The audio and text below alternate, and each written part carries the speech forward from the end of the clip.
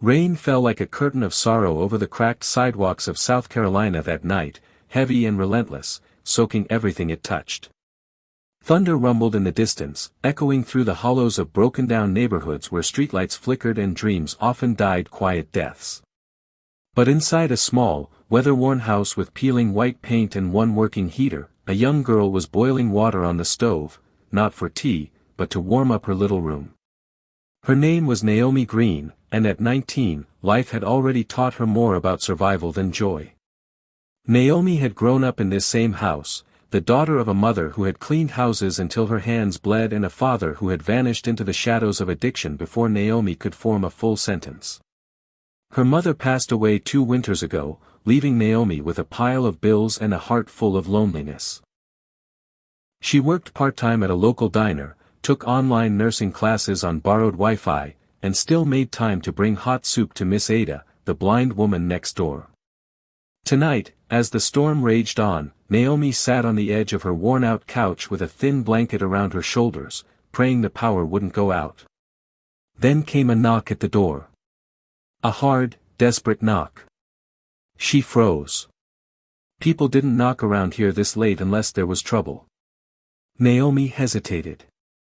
But then she heard a second knock, this time softer, followed by a child's cough. Something about that sound made her heart move before her feet did.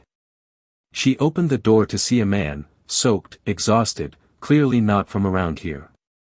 He was tall, with light brown skin and eyes that looked lost. Beside him stood a little girl, maybe 6 or 7, clutching a worn-out teddy bear. Her pink raincoat was soaked through. "I'm sorry," the man said, breathless. "Our car broke down. We've been walking for over an hour. There's no motel open for miles. We just need to rest somewhere warm for the night." Naomi looked at them, 2 strangers in a storm, and did something her struggle-worn life had never dulled. She opened the door wider and stepped aside. "Come in," she said. The man's name was Marcus, and his daughter was Lily. They were headed to Charleston for what he vaguely described as a business thing, but Naomi didn't press. She could see exhaustion all over his face and worry behind his polite smile.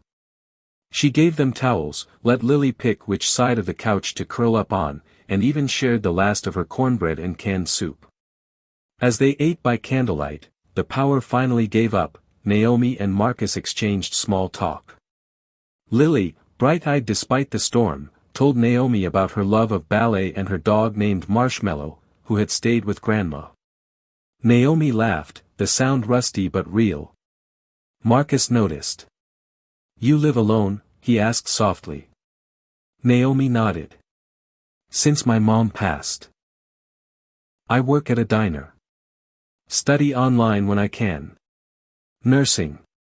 He was quiet for a moment, watching the way she wiped crumbs from Lily's face with a kindness that couldn't be faked. "You didn't have to let us in," he said finally. "Most wouldn't have."